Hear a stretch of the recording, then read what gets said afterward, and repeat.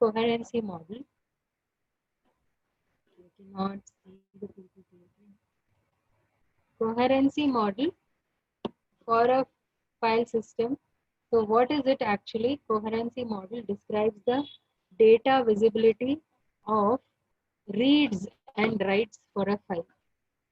Now, what is the reads and writes for a file? If you read a file and if you write a file, it should be visible. Now, that looks a little strange. Why can't it be visible?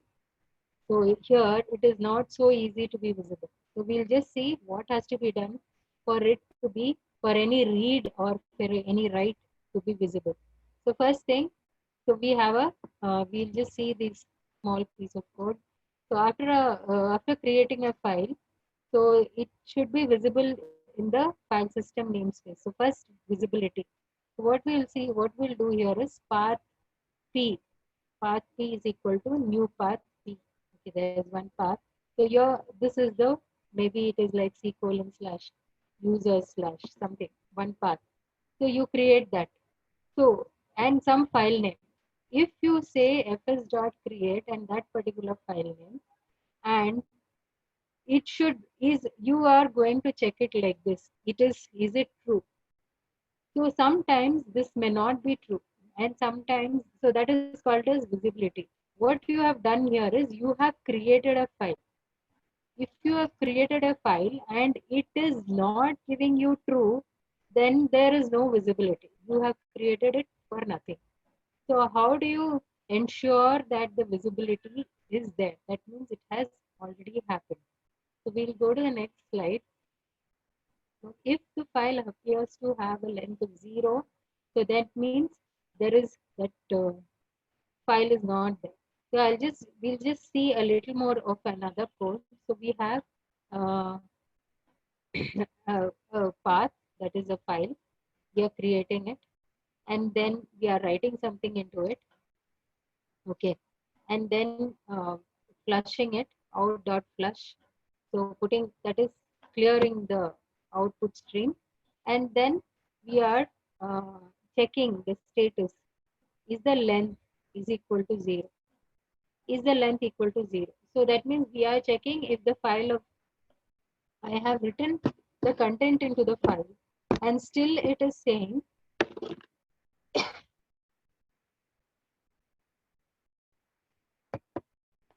is it 0? I mean, we are checking, is it 0? It might be mostly, if it is 0, then there is no point in writing a content into the file. So that means the visibility, the data visibility of the created file and the written thing, written matter is not there. So visibility is not there. That means actually something wrong. It's not right. So how do you? So that is what we are going to achieve in a coherency model. We are going to achieve the visibility. So how do you achieve the visibility? So the same content, same thing. I mean, same program, output data stream. We have created output stream. We have created a file using the path that we want, and we are writing some content into that stream, and we are flushing it out. We are clearing it, and this line is important for us. So this out dot sync. So this line or this function, sync is a function that will uh, actually make sure that the file is written or the file is created. So that is what we are going to see. So what is this sync? So the sync HDFS provides, so it provides a method forcing all buffers to be synchronized to the data nodes via sync method. So the sync method is the method which will provide a method for forcing all, which will, it's sorry, a sync method forces all buffers to be synchronized to the data nodes. Sync will force all buffers to be synchronized to the data nodes. I think you are familiar with the word synchronized. So suppose you must have seen in your mobile itself, you would have done some updation or some mail, you would have sent it from somewhere, or you have received some mail from somewhere. Uh, if you have not enabled the synchronize option in your mobile, maybe the latest updated ones will not be seen in your mobile, or the recent mails will not be seen in your mobile if you have not uh, done the synchronization. If your synchronization is not on, I think you are familiar with that problem.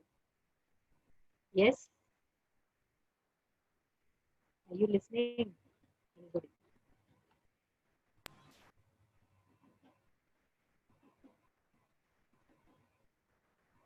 So Yes, ma'am. once, yeah, tell me. Yes, ma'am. Okay, so you need to synchronize for the things to be updated. So that is your, or you can relate to what is happening with you and your mobile. So after a successful return from the synchronize sync command, then HDFS guarantees that the data written, that is data written up to the point in the file is visible to all the new, is persisted. So that means it is updated and visible to all the new readers. So this is our coherency model. Coherency model is for the way, for seeing that everything is available. What you did, you should not lose. So suppose you don't have the synchronized call. So you are going to lose the data, and even make it might even cause system failure. So we are not supposed to, that is something wrong. So always call the synchronization at suitable points. So after a certain number of records, call synchronization. After you create a file, call synchronization. So keep calling the synchronize method at different points so that your file is updated to the current situation. So this is what is coherency model. Uh, so any doubts in the coherency model? No, ma'am. Okay. So go to the next one. Okay, there is another command called dist cp. Okay. So this is for dist cp. The use of this TCP is for transferring data. So be careful with this. We have been transferring data local to Hadoop, Hadoop to local. So where is it getting transferred? The transferring data between two HDFS clusters. So this is the uh, main job of dist CP. So Hadoop has a useful command or a program or an API. It's called as a dist CP for copy. Dist CP. So how do you? Okay, we'll see one simple way of using dist CP. How do you use dist CP? So you type the command. This is how you type the command here. Hadoop dist CP is the command. So the first argument will be uh, from where you want to copy and to where you want to copy. So this is the first HDFS cluster. This is one cluster. This is like again a different group. It's not two different directories. You are not calling it as two different directories. This is one cluster. This is an other cluster. So this will copy from name node 1 who is a directory from the first cluster to the second cluster. So that is name node 2 dot bar. So this, what will happen is if this foo is created inside the, this foo is created inside the bar. Okay. So this is a very useful command. So you can see the difference. We have always done uh, local file system copy using HDFS or HT Hadoop command.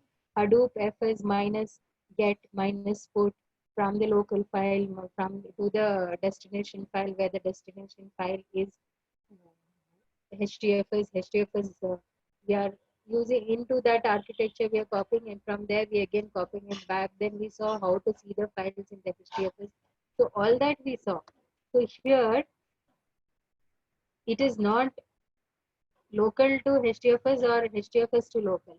Here it is from HDFS to HDFS. Which one?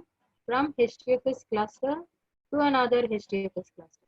So that is, this is the command. Disk CP is the command for parallel copying from one cluster to another cluster.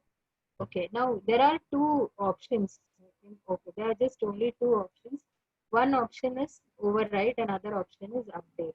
So now, what happens when you copy? There's large amount of data that is copying from here to here.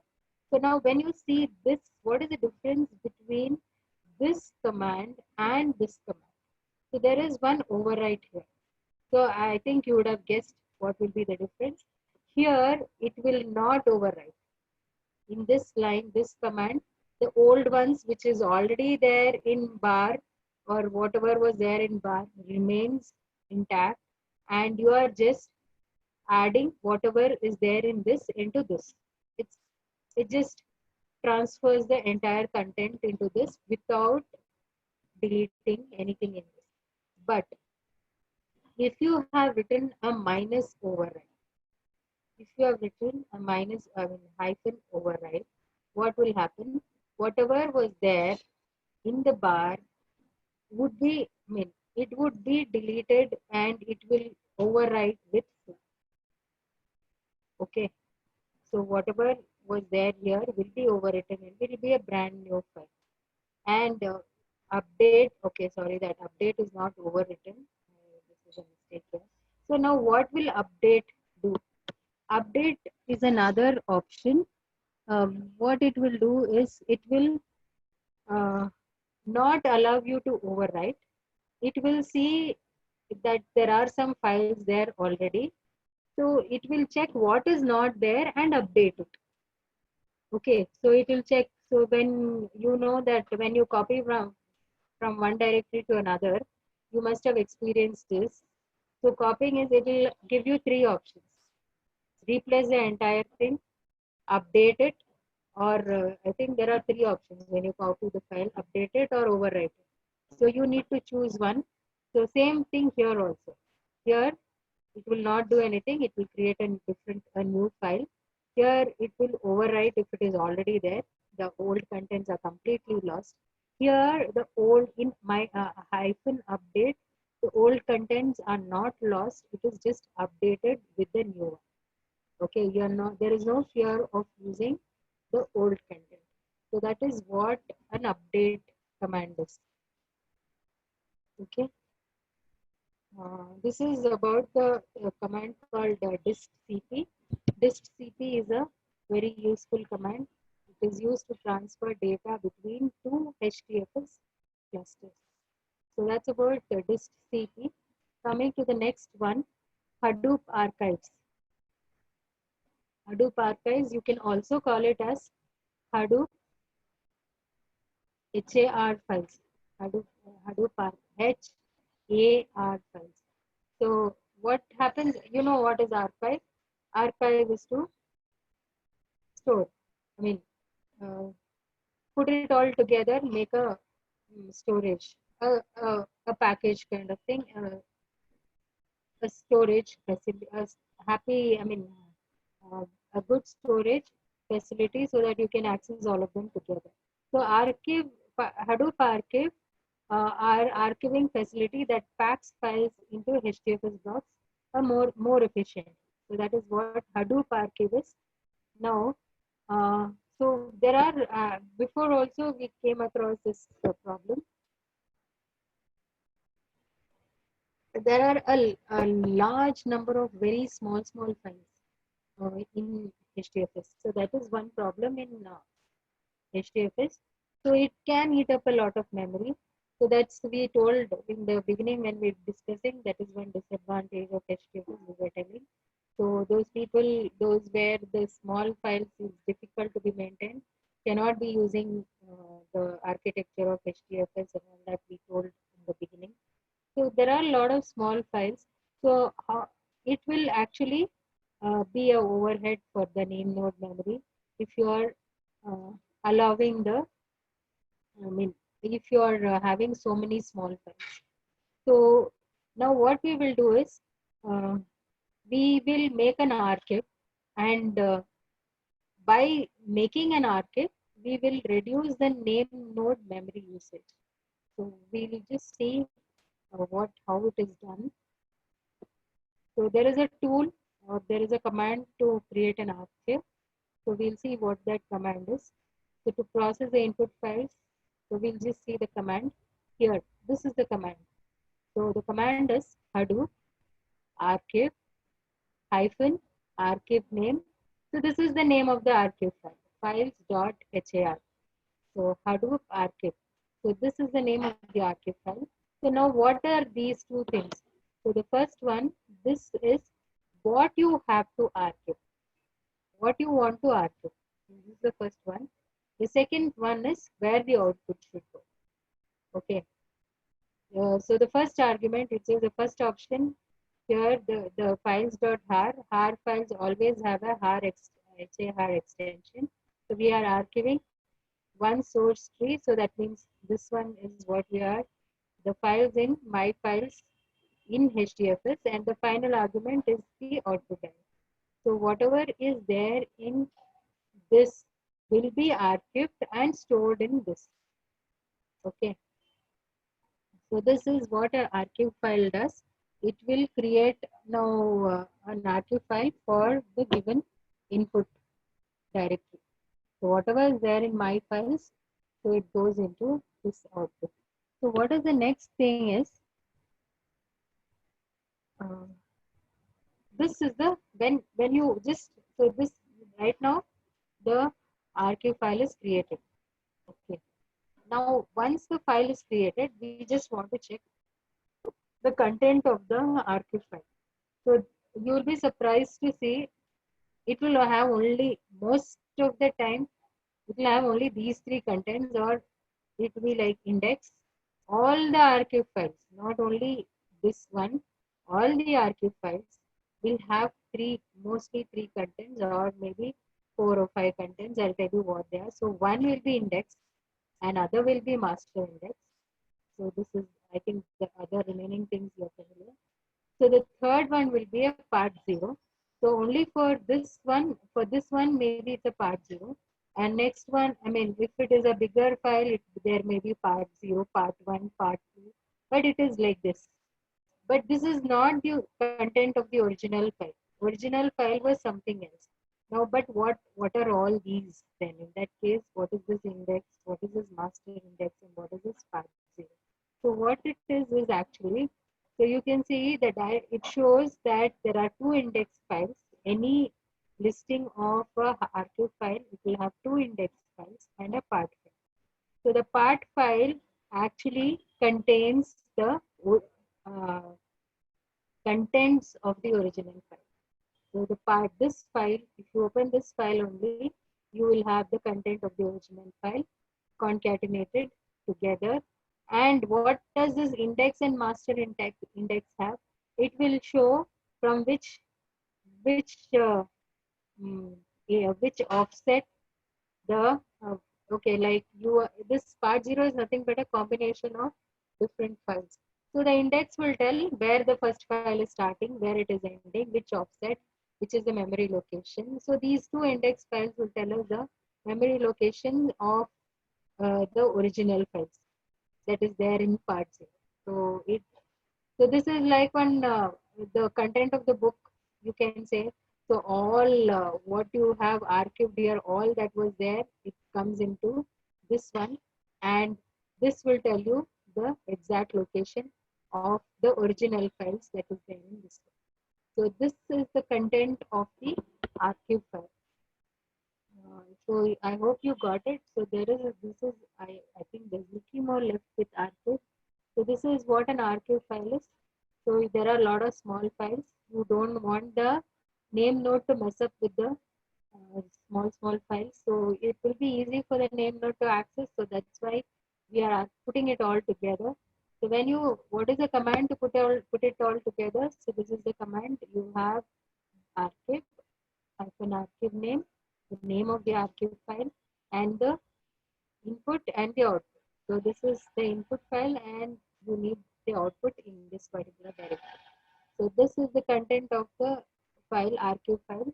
So the original file is still there, but it is there in part. Right now, now even if you delete the original file, there's no problem because it is there in part 0. But how it is there, it's all put together. How do you know what file is where? So using these two index, you will know what file is where and where, what is the offset, where, what is the length of the file. All that you will know using these two indexes. Okay. Now, one more point or one more problem about archive. So there's this archive. Uh, it will create the so there is already a file, a set of files here, files here. So it's already there. Okay, what will this archive do? It will uh, it will make a copy. It will make an archive. It is actually making a copy. It will make the same. So if it is 100 bytes, 100 MB, the archive also will be 100 MB. Now, what is a big use? So only thing that you can put it together, but the size, there is no compromise. The size is the same. There's no any big use of archiving it for the size, for the sake of size. So that is one limitation because it holds the same amount of memory. Both the original file and the archive file holds the same amount of memory. So that is one big limitation. The next one is there is no compression in archive. We expect that there's some compression, at least less memory it uses, but there is no support for compression. So it actually should have been compressed, but it will all be put together, but there is no compression actually here. It is the same size again, so that's what it says. So here also it says same size, here also it says same size. The same point actually written in two different ways.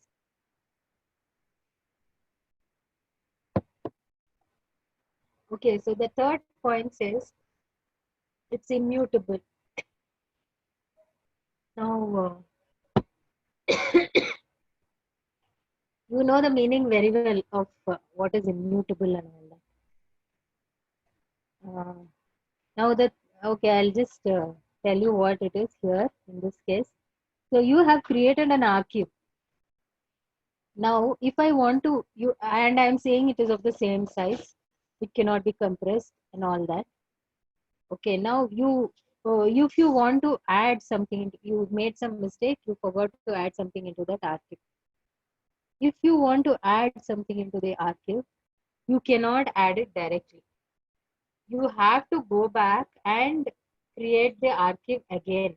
So whatever you want to add it into this file, and then create the archive again. So that is one more disadvantage. If you want to delete, you want to add anything you want to do it here, do it in this, and then create the archive again.